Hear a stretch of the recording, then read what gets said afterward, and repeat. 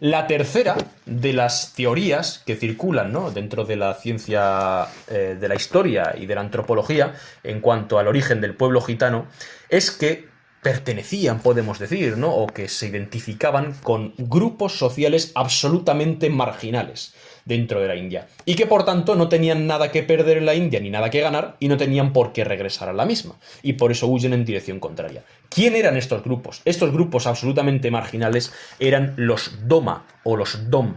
De hecho, hoy en el corazón de Asia las poblaciones gitanas se siguen autodenominando Dom o Doma. Dom, veremos a continuación que tiene una raíz o un origen, esa palabra, ¿no?, un origen indoeuropeo muy curioso, y se los llama o se los identifica con la música constantemente y con el ritmo.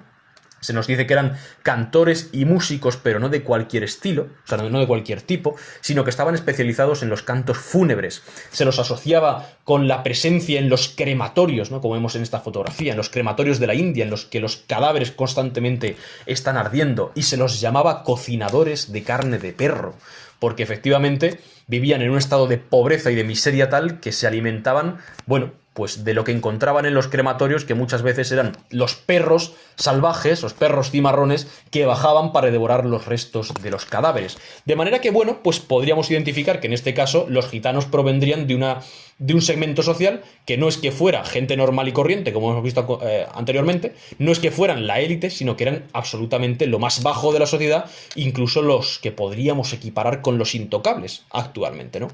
Se nos dice lo siguiente en los textos de los Puranas, recuerdan ustedes estos textos sagrados de la India, se nos dice que los domas o los dom son artesanos de vasijas y artistas.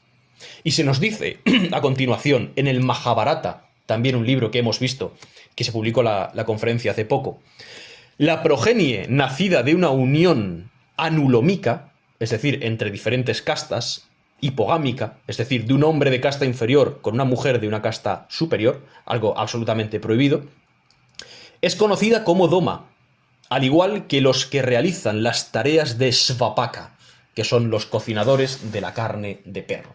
Bueno, tenemos estas tres teorías, ¿no? No está claro cuáles, son tres planteamientos de cuál podría ser el origen de estos grupos. Lo que sí me gustaría aclarar es el origen de este término, el origen proto-indoeuropeo del término dama. Dama en sánscrito está relacionado con todo lo que tiene que ver con mantener el ritmo, con cantar, con bailar, con hacer sonar los instrumentos. Dama proviene precisamente de la raíz indoeuropea o proto-indoeuropea dom, de la cual nos deriva a través del latín la palabra domar, por ejemplo. A través de la raíz también, como hemos dicho, dem.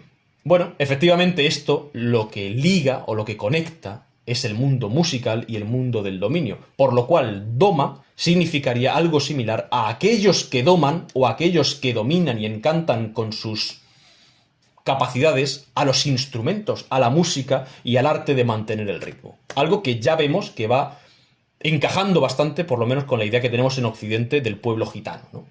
Bueno, pues efectivamente los libros más sagrados y los textos más sagrados dentro de la India ya hablan de estos grupos. Y hablan de estos grupos de una manera, como hemos visto, bastante cruda y bastante poco considerada, ¿no? El mismísimo Mahabharata y las mismísimas Puranas. Bueno, el Vishnu Purana, por ejemplo, y otros también de bastante importancia. Me gustaría también comentarles que la pintura que ven a la derecha, ¿no?, que es una escena sacada del Mahabharata, es del pintor italiano contemporáneo, sigue vivo, Giampaolo Tomasetti, y es, me parece, no solamente este cuadro, sino toda la serie de cuadros que sacó pintando el Mahabharata, con un estilo occidental, casi grecolatino, ¿no?, pero de esas escenas de la India, perdón, que me parece absolutamente sublime. Pueden consultar las pinturas de este artista, que como digo me parecen algo único, ¿no?, la fusión de esos dos mundos y de esos dos estilos. Se los llama también a los doma o a los dom los hacedores de cestas, los cesteros, los que con el mimbre componen las cestas y las vasijas. Dice, de hecho, incluso uno de los últimos textos, de hecho es el penúltimo texto que leeremos en esta conferencia sobre estos doma o sobre esos dom, el Vishnu Purana, es decir, el Purana que habla sobre el culto y la persona del dios Vishnu, dice lo siguiente: cuando llegue el Kali Yuga, que si ustedes recuerdan es la era final de la humanidad, ¿no?, en la que solamente prevalecerá, bueno, pues lo malvado, lo sucio, lo inmundo, lo infame, la mentira, el adulterio, todo lo que sea horrendo, cuando llegue ese momento, ¿no? Que precisamente, bueno, pues prácticamente estamos ya en él, según el hinduismo, dice lo siguiente el Purana. Los Doma y otros grupos de baja condición, sin guía ni protección, se establecerán en las ciudades y los márgenes de los ríos, tomando posesión de lo que pertenece a otros y alterando el orden establecido. Es decir, la llegada de los Doma o el establecimiento de los Doma en sociedad y el abandono de su vida nómada o de su vida al margen de esta estructura social, ¿no? En los crematorios, se toma como un signo de la llegada del fin de los tiempos, como un signo de tragedia, ¿no? Para que ustedes comprendan que si realmente esta última teoría es la verdadera, los gitanos tendrían un origen no solamente humilde, sino un origen puramente marginal ya en su India natal, podríamos decir, ¿no? U original. Y podríamos efectivamente compararlos muy bien con esas castas, o más bien, o esas personas sin castas que realmente viven hoy en la India, ¿no? Que son los Dalits, los intocables, que aunque la ley de la India los ampara actualmente, bueno, pues socialmente siguen estando considerados de un modo muy injusto y, bueno, sometidos a muchísimos abusos en muchas ocasiones. Traigo este mapa de nuevo porque efectivamente, como ya hemos visto, la huida hacia el este es lo más lógico. Volvemos a nuestro mundo. ¿Por qué huyen hacia el oeste? Bueno, los motivos son los siguientes.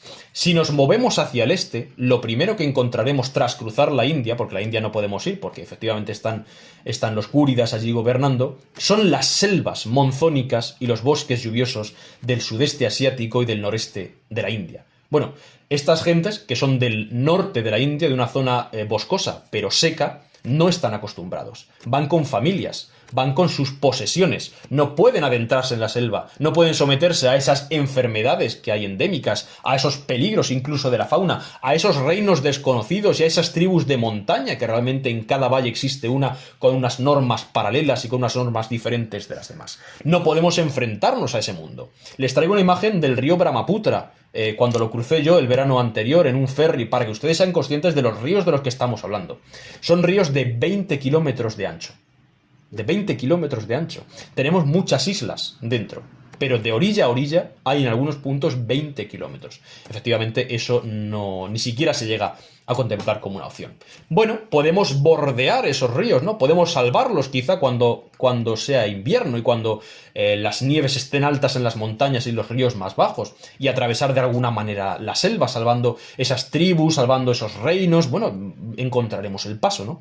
Bueno, si usted decide adentrarse en la India, lo más seguro es que encuentre las tribus cazadoras de cabezas. Les traigo una imagen de Borneo.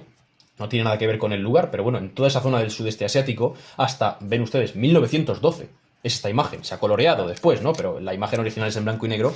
Había cazadores de cabezas. Es decir, el peligro es real. Y no solamente es de la fauna, el peligro es real de los habitantes que viven prácticamente en la prehistoria en esas zonas tan remotas. Bueno, imaginen que salvamos los ríos, cruzamos las selvas, no nos cazan los cazadores de cabezas, no nos comen los tigres y llegamos al extremo oriental de Asia. ¿Qué nos espera allí? Bueno, pues nos esperan dos grandes reinos en los que tenemos muchísimas oportunidades de comerciar, pero hay un pequeño problema. Son dos reinos que están enfrentados. Y son dos reinos que viven en una absoluta paranoia fronteriza en la que nadie puede cruzar. Porque el peligro de que ese alguien sea un espía es real. Bueno, tenemos la dinastía Song, ¿no? En lo que hoy es el extremo oriental de China. Realmente era absolutamente, bueno, profundamente difícil que llegaran hasta allí, ¿no? Esta comitiva de gentes con sus familias y sus bienes. Pero es que aunque hubieran llegado, la entrada, el cruce de esas fronteras hubiese sido completamente inviable. Bueno, podemos tomar la vía del norte. Podemos tomar la vía del noreste, quizá, ¿no? Bueno, hay un pequeño inconveniente y es que tenemos montes de 8.800 metros. Tenemos el Himalaya y tampoco podemos cruzarlo.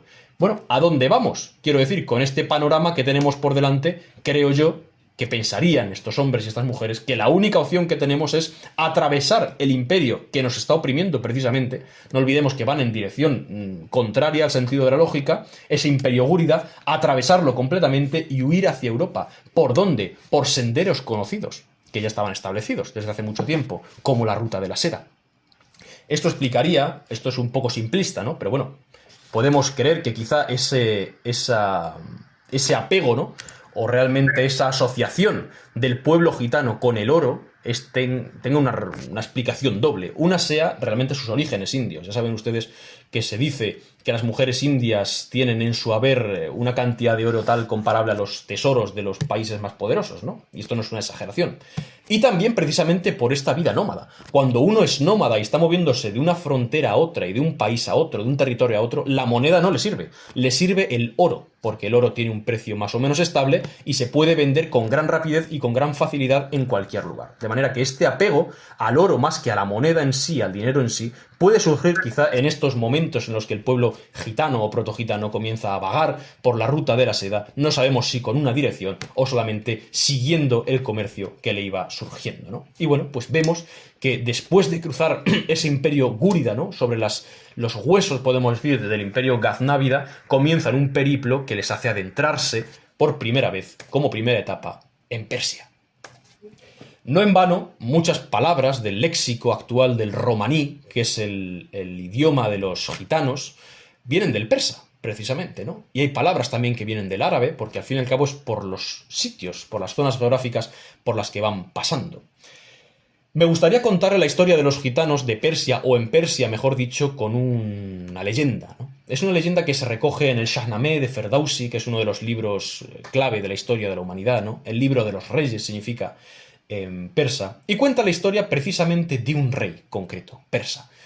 Pues la historia obviamente es legendaria porque no cuadra ni la cronología ni nada. Este rey vivió unos cuantos siglos antes de la égira, ¿no? De los gitanos, pero bueno, como era, podemos decir, el paradigma de rey justo, de rey valeroso, de rey además cazador, de rey, bueno, encomiable en todos los sentidos, se le introduce en esta historia de la llegada de esos nómadas extraños desde lo que hoy en día es Afganistán. Y se nos dice que este rey persa, ¿no? Ya del imperio sasánida estamos hablando, obviamente siempre después de Cristo, ve que sus súbditos dentro de Persia no tienen felicidad, no disfrutan de la música, no tienen músicos, no tienen dinero para pagarse esos pequeños placeres, ¿no?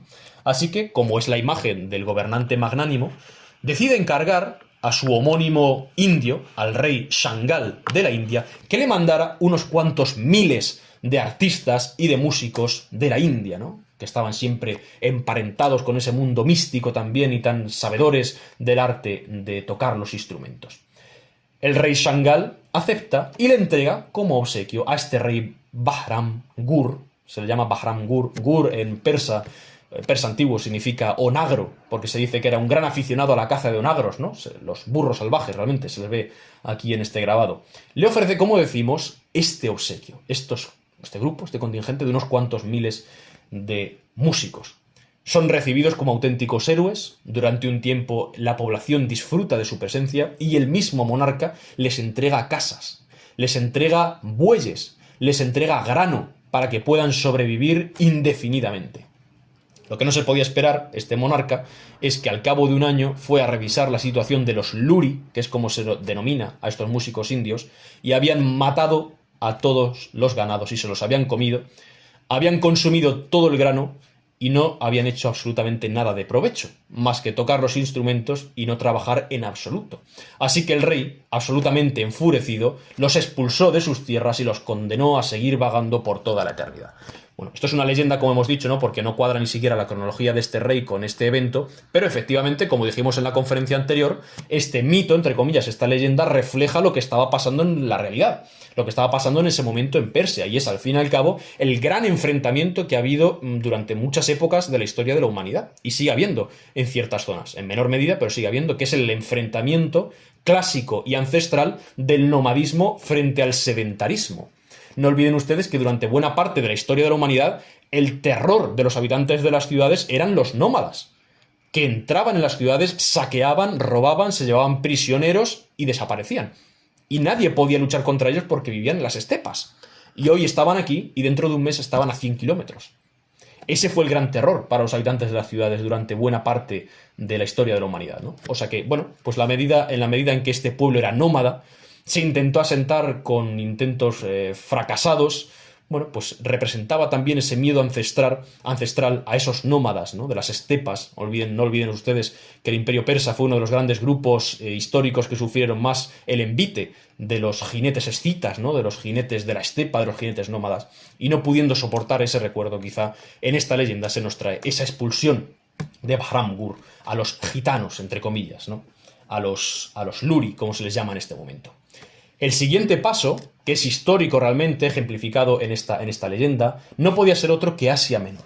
Es decir, si hemos cruzado Afganistán, si hemos cruzado Irán, lo que es Persia, llegamos a lo que hoy en día es Turquía, ¿no?, las inmediaciones de Turquía. Armenia también se quedó una buena parte de los gitanos, lo veremos a continuación. Cuando llegan efectivamente a Bizancio, buscando oportunidades de trabajo, buscando oportunidades en las que poder, pues comerciar, ¿no?, de una manera más segura, encuentran efectivamente que el nicho de mercado está mucho más diversificado, encuentran efectivamente una gran urbe, encuentran efectivamente un núcleo en el que poder, vivir más o menos de una manera decente, ¿no?, con su estilo de vida, pero lo que no podían pensar es que fueron asimilados o fueron relacionados con una secta de la cual ellos no tenían ni idea de que existía y que había existido en la zona bizantina, en la zona de Asia Menor, en la zona de Licaonia, de Frigia, unos cuantos siglos atrás. De hecho, la palabra gitano, no gitano en sí, pero las otras palabras que los denominan, ¿no?, los cíngaros, por ejemplo, vienen precisamente de esta palabra del griego bizantino que los llama por este nombre, los atzinganoi. Los atzinganoi es una palabra que denominaba a estos grupos en comparación con los azinganoi. Los azinganoi era una confesión maniqueísta, una secta, podemos decir que sincrética, ¿no?, que, como bien saben ustedes, pues seguía los principios del profeta Mani, tenía algunos rastros de cristianismo, tenía rastros también de zoroastrismo, al mismo tiempo era una religión absolutamente dualista, y lo que significa ese nombre es aquellos que no se tocan, o aquellos que no se pueden o no se deben tocar. No porque estuvieran marginados, al menos en un primer momento, sino porque ellos seguían unos códigos de pureza ritual absolutos en los que no podían tocar nada que llegara o que viniera de fuera de su comunidad y de su círculo absolutamente cerrados, ¿no? Bueno, esto absolutamente fue considerado una herejía, se consiguió terminar con esta variante de maniqueísmo, ¿no?, con estos azinganoi, y bueno, pues unos siglos después, cuando llegan estos nómadas extraños, vistiendo extrañas ropas, con extrañas formas de entender el mundo, se los asimila con ellos. ¿Por qué? Porque ambos, se dice en las crónicas, que ambos practicaban la quiromancia, la adivinación y el uso de las plantas medicinales como recurso para leer la buena fortuna. Bueno, cuando ven entrar realmente a estos señores, ¿no?, a estos grupos poblacionales que nadie sabe de dónde vienen, muchos de ellos se presentan como, procedentes de tierras lejanas, de condados en los que han tenido que huir por la presión de los musulmanes, historias compuestas para poder sobrevivir, ¿no?, en el nuevo mundo bizantino, se los asimila muy rápidamente con estos azinganoi primitivos maniqueístas y comienzan a tener una suerte de estatus un poco extraño, podemos decir, ¿no? Porque tanto en la corte como en los altos círculos bizantinos se les tiene gran aprecio, porque realmente saben tocar de un modo que nunca se había visto, saben tocar los instrumentos, saben bailar de un modo, increíble, ¿no? Se dice en las crónicas bizantinas que realmente complacía a los poderosos, pero al mismo tiempo siguen manteniendo su estatus de grupo marginal. Es decir, tienen esa especie de estatus ambiguo en el que son llamados a la corte para tocar sus instrumentos, pero por la noche, cuando salen del palacio, van a dormir a sus asentamientos nómadas. Curiosa esta etapa de la historia del pueblo gitano. No obstante, con la presión de los turcos otomanos cada vez mayor, con la fragmentación interna del imperio bizantino, con el debilitamiento, podemos decir, ¿no?, de este microcosmos, de este imperio cada vez más hundido y cada vez más, como decimos, presionado por los musulmanes, la situación se vuelve insostenible y los gitanos cruzan ese estrecho del Bósforo y ese estrecho del Helesponto para entrar de una vez por todas en Europa. En un primer momento, cuando estos grupos poblacionales nómadas cruzan a la zona de los Balcanes, se produce un fenómeno del cual no tenemos tampoco excesivas explicaciones. Se produce una segmentación y una fragmentación absoluta. Lo que hasta ese momento había sido una migración más o menos homogénea, de grupos más o menos unidos, de clanes familiares absolutamente, por supuesto, diferenciados, cada uno con sus orígenes, pero más o menos en una caravana unificada, comienza a diversificarse de un modo absoluto. ¿Cuál es la razón, realmente, de que en los Balcanes los gitanos, los que ya se llamaban tsigani, los cíngaros, los que ya sí podemos llamar, a ciencia cierta, gitanos, se disgreguen, podemos decir? Bueno, podemos esgrimir varios argumentos, quizá el más convincente sea precisamente el de la orografía. Hasta ese momento, buscando esos recursos, habían logrado mantenerse unidos, pero tras tocar Bizancio y la cúspide, podemos decir, de sus aspiraciones, y encontrarse un terreno accidentado, un terreno lleno de valles, de montañas, en el que realmente la supervivencia como una gran caravana era difícil, comenzaron a diversificarse y comenzaron a huir también para escapar de la presión del control de, como decimos, los otomanos, que cada vez estaban más cerca. Realmente las realidades del pueblo gitano a medida que fueron avanzando por Europa fueron muy diferentes. En Portugal y en España, ¿no?, en la península ibérica, realmente al principio se los recibe con gran afecto, con gran impresión, por lo menos, porque se los ve eso como extranjeros extraños que no se sabe muy bien de dónde vienen, se presentan a sí mismos, como ya hemos dicho, como condes, como peregrinos arrepentidos, como, podemos decir, personas perseguidas, ¿no?, por los reinos musulmanes lejanos de Oriente, y bueno, eso hace que sean, como decimos, acogidos con gran afecto. Bueno, a medida, o en la medida en que ese modo de vida absolutamente nómada se mantiene y no se asimila su cultura a la nuestra y la nuestra con la suya, y ellos viven y siguen viviendo, en la medida en que estos acontecimientos están pasando, en grupos cerrados, la situación y la perspectiva de los nativos con respecto a esos pueblos nómadas se vuelve cada vez más hostil. Me gustaría hacer también una pequeña aclaración, y es que todos los grupos de gitanos que existen actualmente en Europa, por ejemplo, no son homogéneos, desde luego. Podemos encontrar incluso grupos, como hemos dicho, en Asia, que se fueron quedando por el camino de esa gran migración, y podemos encontrar, de hecho, el grupo primigenio y el grupo más parecido a los orígenes indios de esos nómadas ancestrales en Siria. Siria, Líbano, Palestina, zonas de Israel menos, pero en la zona palestina hay más, incluso en los campos de refugiados, ¿no? Viven unos cuantos de estos dom, de los primeros gitanos, de aquellos doma, de aquellos que sabían domeñar a los instrumentos, ¿no? Esta fotografía está tomada en Siria, precisamente, y es de una mujer gitana, dom, de la subrama, podemos decir, dom, con su hijo. Si seguimos avanzando, podemos llegar incluso a Armenia y encontrar otra de las grandes ramas, que son los gitanos lom. Tenemos los dom, tenemos los dom. Efectivamente, estos lom son una rama muy curiosa. Viven en el este de Turquía, viven en zonas son grupos muy cerrados, son grupos muy pequeños también, viven en Armenia y tienen sobre todo la curiosidad de cómo funciona su lengua, la lengua romaní, cómo ha llegado o cómo ha dado lugar a su dialecto actual, ¿no?, que veremos a continuación.